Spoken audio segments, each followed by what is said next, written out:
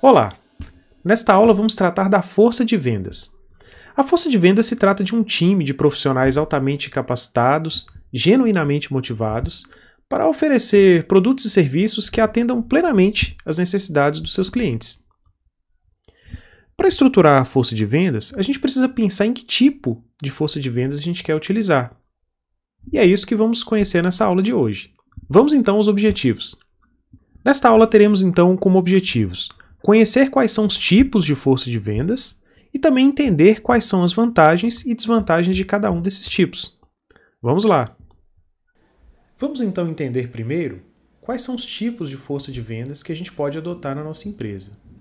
Nós temos duas modalidades. Podemos ter as vendas do tipo venda direta, em que a empresa utiliza com exclusividade somente vendedores próprios, que deverão visitar diretamente os clientes da empresa.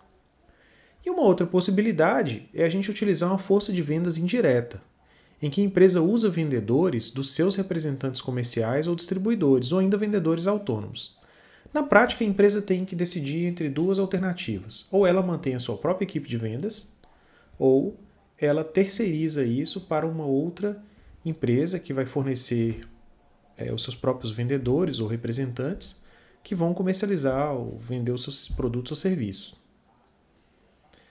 Naturalmente, a escolha entre uma alternativa e outra vai ter suas vantagens e desvantagens. Vamos falar um pouco dessas vantagens e desvantagens agora.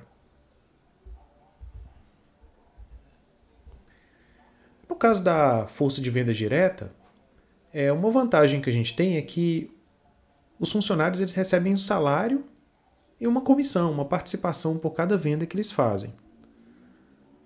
Então, o custo que a gente tem para manter esses funcionários tende a ser decrescente em relação ao volume de negócios com grandes clientes. A outra possibilidade é a força de vendas indireta. Nesse caso aí, você tem uma questão de vantagem de custo operacional. O que acontece? O custo fixo vai ser menor, porque você não está pagando um salário. Você vai pagar uma comissão apenas para esses vendedores. Então esse talvez seja o ponto fundamental de diferença entre você ter uma força de venda direta e uma força de venda indireta, no que se refere ao custo. A força de venda direta, você contrata funcionários que são vendedores, então eles vão receber um salário e uma comissão.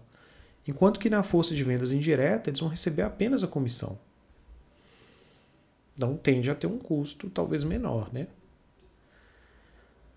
Bom, no caso da força de venda direta, você consegue controlar melhor e motivar melhor os seus funcionários. Afinal de contas, a grande questão é que os objetivos deles vão poder mais facilmente ser alinhados aos objetivos do negócio. Agora, quando você tem uma força de venda indireta, terceirizada, na forma de representantes, muitas vezes eles vão representar também outros clientes deles. Então, pode ter uma questão de alinhamento de objetivos e talvez você não consiga ter tanto controle desses vendedores. Uma outra vantagem que você tem com a força de venda direta é que em algumas áreas ou mercados é difícil encontrar representantes mesmo. Aí você vai ter que contratar os seus próprios vendedores. Então, ela vai ser uma vantagem, ou talvez vai ser necessária, vamos dizer assim, nem uma vantagem mesmo, quando você não consegue encontrar os representantes. Agora, a força de vendas indireta, ela talvez vai ser interessante em mercados que têm alta sazonalidade, os gastos acabam sendo variáveis, Então tem períodos do ano que você não consegue vender, e qual o sentido de você manter o vendedor empregado se naquele período você não vai conseguir vender, E você terceiriza, contrata ali temporariamente aqueles representantes, e aí, como eles recebem por comissão, você não vai ter custo também nesses períodos de baixas vendas, nesse período em que a sazonalidade influencia o volume de vendas.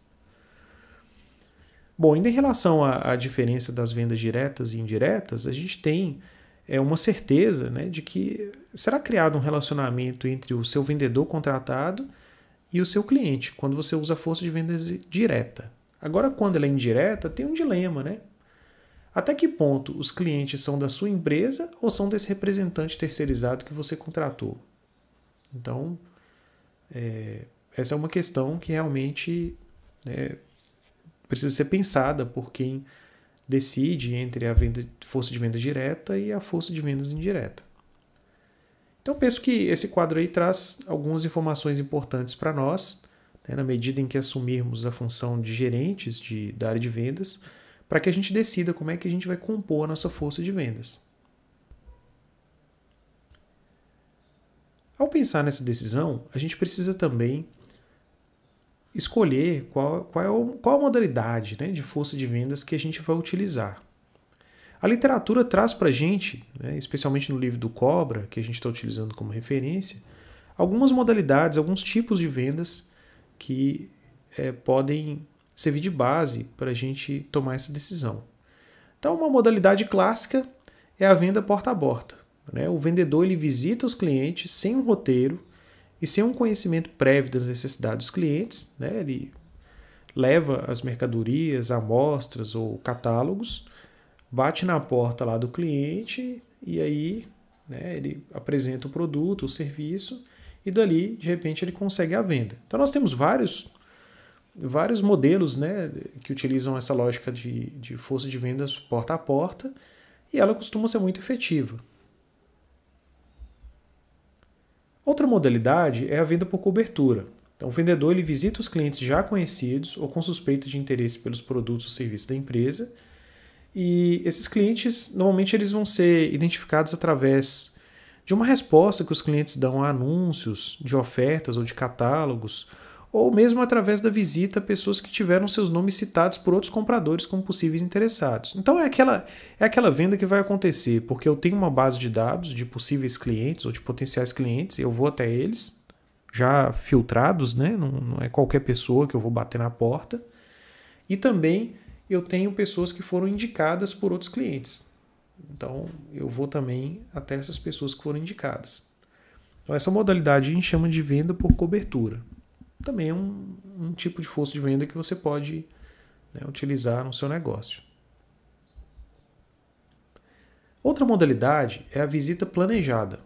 Então, o vendedor ele planeja a venda, identificando as necessidades do cliente, identifica o objetivo e busca conduzir o processo até o fechamento da venda. A visita planejada ela vai envolver a gente coletar algumas informações previamente sobre o cliente, né, para que a gente possa induzir a venda. Já a venda enlatada vai ser o oposto disso, né? Eu tenho um grande volume de clientes, eu não vou fazer uma pesquisa precisa sobre as necessidades de cada um, e a partir de necessidades gerais eu vou treinar uma apresentação de produto e ela vai ser feita de forma padronizada. Geralmente a pessoa vai repetir um discurso já decorado, né, que vai ter baixíssima flexibilidade e vai apresentar aquele produto ou serviço. Aí não é à toa que a imagem que ilustra aí esse slide, né, é justamente de um call center. Então os call centers eles têm geralmente uma modalidade de venda enlatada. Ele já liga para você já com um roteirinho pré-definido. São duas modalidades também que a gente pode considerar, né, que podem ser utilizadas na venda. Temos ainda a abordagem de venda missionária. Na venda missionária, o vendedor vai procurar estimular a demanda e apoiar o programa de vendas, né? Seu objetivo é apresentar o produto e gerar o desejo nos clientes.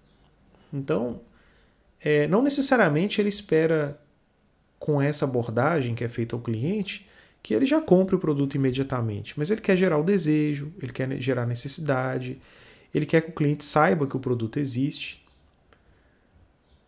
Então é uma modalidade importante quando você está no mercado, principalmente, que as pessoas ainda conhecem pouco o produto, ou que você precisa fazer com que elas percebam que elas têm a necessidade daquele produto que, né, está sendo ofertado. Geralmente vai ser muito útil para entrantes em mercados que ainda são pouco explorados ou que são novos, né? Então, fundamental também.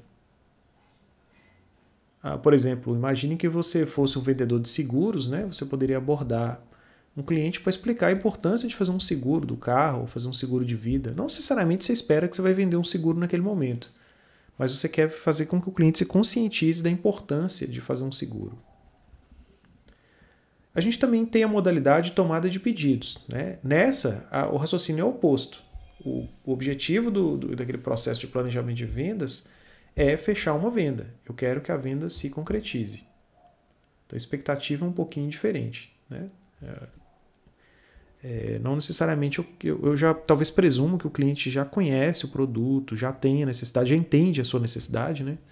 Eu já posso partir para atingir necessariamente aquele desejo, aquela necessidade que ele tem.